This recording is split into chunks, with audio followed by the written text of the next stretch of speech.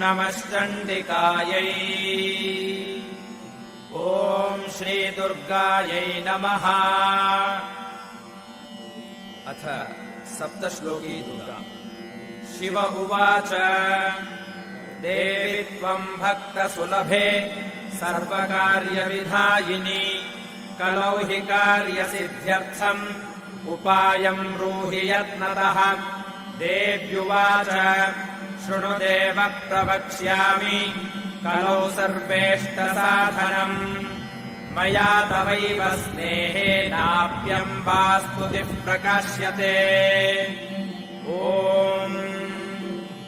अस्य श्रीदुर्गा सप्तश्लोकी स्तोत्रमन्त्रस्य नारायण ऋषिः अनुष्टुप् श्रीमहाकाली महालक्ष्मी महासरस्वत्यो देवताः श्रीदुर्गा प्रीत्यर्थम् सप्तश्लोकी दुर्गा पाठे विनियोगः। ॐ ज्ञानिनामपि चेतांसि देवी भगवती हि सा बलादाकृष्य मोहाय महामाया प्रयच्छति। दुर्गे स्मृता हरसि भीतिमशेषजन्तोः स्वस्थैः स्मृता मतिमतीव शुभाम् ददासि। दारिद्र्यदुःखभयहारिणिका त्वदन्या सर्वोपकारकरणाय सदार्द्रचित्ता। सर्वमङ्गलमाङ्गल्ये शिवे सर्वार्थसाधिके शरण्ये त्र्यम्बके गौरि नारायणि नमोऽस्तुते। शरणागतदीनार्तपरित्राणपरायणे सर्वस्यार्तिहरे देवि नारायणि नमोऽस्तुते।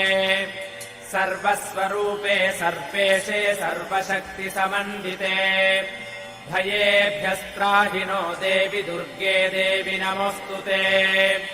रोगानशेषानपहंसि तुष्टारुष्टातु कामान् सकलानभीष्टान्। त्वामाश्रितानाम् न विपन्नराणाम् त्वामाश्रिताख्याश्रयताम् प्रयान्ति। सर्वाबाधा प्रशमनम् त्रैलोक्यस्याखिलेश्वरि एवमेव त्वया कार्यमस्मद्वैरिविनाशनम्। इति श्रीसप्तश्लोकी दुर्गा सम्पूर्णा।